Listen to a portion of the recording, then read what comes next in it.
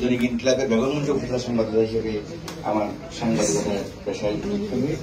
এরপরে আমি সিএসবি নিউজে কাজ করেছি। সিএসবি নিউজ বন্ধ হওয়ার সুবাদে পরে আমি দিগন্ত টেলিভিশনে কাজ করেছি। দিগন্ত টেলিভিশন চালু অবস্থায় যখন সময় টেলিভিশন চালু হয়েছে আমি তখন সময় টেলিভিশনে করেছি। সময় টেলিভিশনে কাজ করার পরে 2012 সালে আপনি জানেন নোয়াখালী কোম্পানিগঞ্জে কিশোর মিলনকে পুলিশ ঢাকার সাথে পিটিয়ে যে হত্যা করেছে, সেই নিউজটি আমার করার নিউজ ছিল। সেই নিউজের পরে আমি লিখেছি পরের দিন প্রথম আলো পত্রিকা, আমি যখন সে আমার ছবি থেকে সুজন্যের সময় টেলিভিশন লিখে এই প্রথম আলো এই ছবিকে ছাপিয়েছে। তারপর থেকে আমার জীবনে একটি মানে বিভীষিকাময় অবস্থায় সৃষ্টি হয়েছে। এরপরে আমি এর আগে বিভিন্ন জেলা থেকে অনেকগুলো কমিটি থাকে ওগুলো ছিলাম। ওই নিউজের পর থেকে বিভিন্ন কমিটি থেকে আমাকে বাদ দেওয়া হয়েছিল।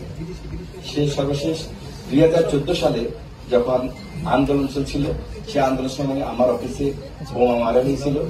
বোমা মারার পরে এখন একসময় আমাদের সাংবাদিক ছিলেন আশাবুজ্জামান মুক্তকণ্ঠে, তিনি এখন পুলিশের এসপি ছিলেন, এখন সিআইডিতে আছেন। তিনি এসেছিলেন, তার ফোনে ওখানকার এমপি ফোন করে আমাকে দেওয়ার পরে আমাকে অনেক গালিগালাজ এবং আমাকে বলা হয়েছে ছাত্রলীগের ছেলেদেরকে দিয়ে তোমার মাংস করে খাওয়ানো হবে। পরের দিন প্রেস ক্লাব মানববন্ধন করেছে, আলোচনা সভা করেছে, কিন্তু বলা হয়েছে যে আপনাকে যে গালিগালাজ করছে বিষয় সেটা বলা যাবে না।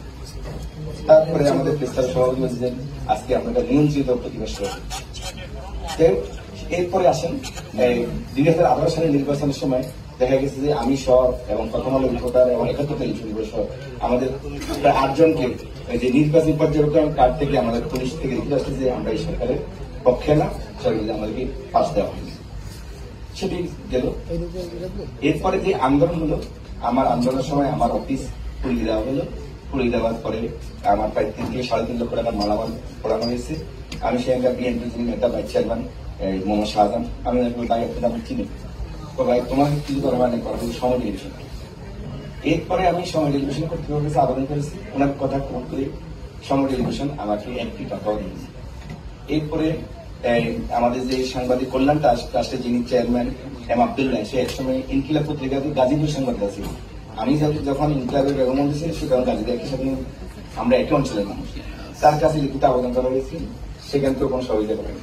সর্বশেষ জেলা তথ্য অফিস থেকে বলা হয়েছে যে আপনি যে আবেদন করছেন আবেদন সাথে একটা কাজ করেন, একটা রিপোর্ট আমাকে আনিয়ে দিন যে আপনি আহত হয়েছেন, তাহলে আপনার অন্তত আমরা ঠিক হেল্প করলাম। ভাই আমি মিথ্যা রিপোর্ট দিয়ে কিন্তু সেটা আপনি জেলা তথ্য অফিস থেকে জানতে পারবেন।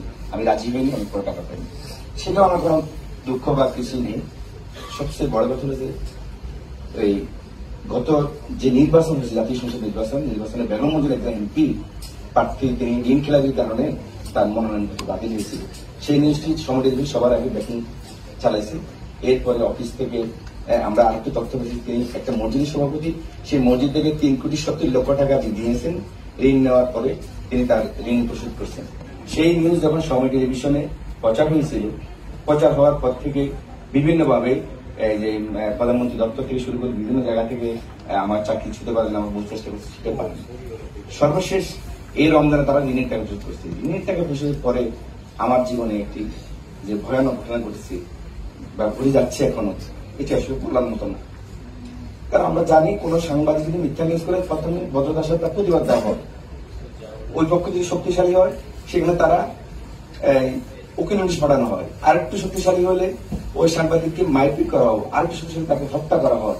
যেমনি ভাবে শামসুর রহমান কেবল থেকে শুরু করে আমরা অনেক হত্যাকারী আমাদের ভাইদের হত্যা হয়েছে, আমরা রাস্তা নিয়েছি।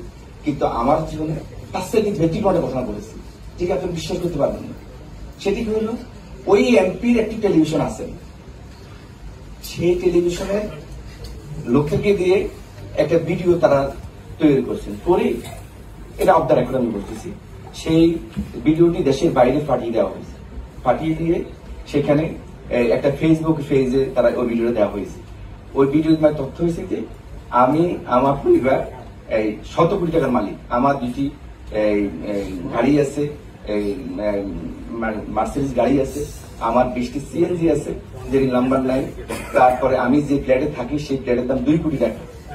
বৃহত্তম নোয়াখালীতে এবার কোনো ফ্ল্যাট নেই।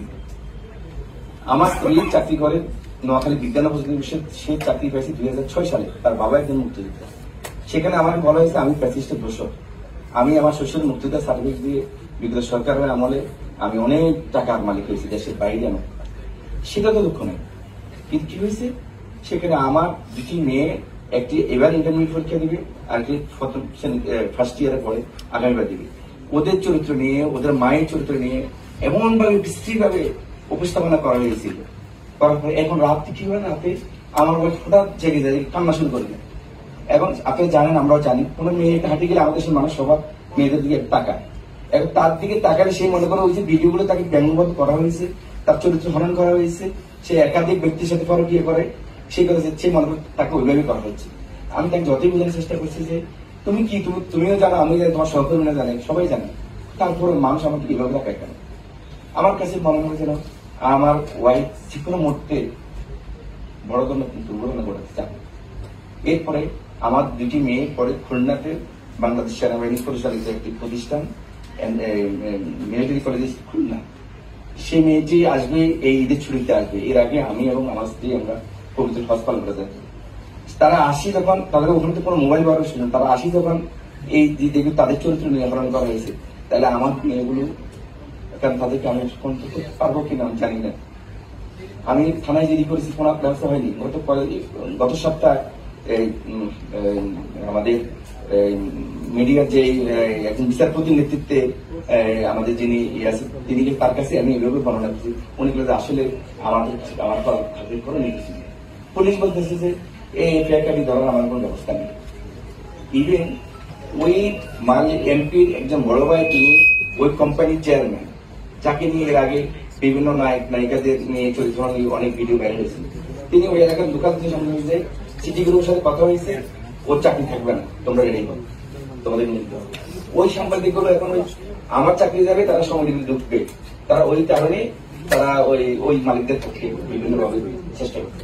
এবং আমাদের মানে শুধু আমার জীবনটা এখন আমি আমার সন্তানদের কিভাবে বাঁচাবো, আমি স্ত্রীকে কিভাবে বাঁচাবো, আমি সেটা নিয়েছি।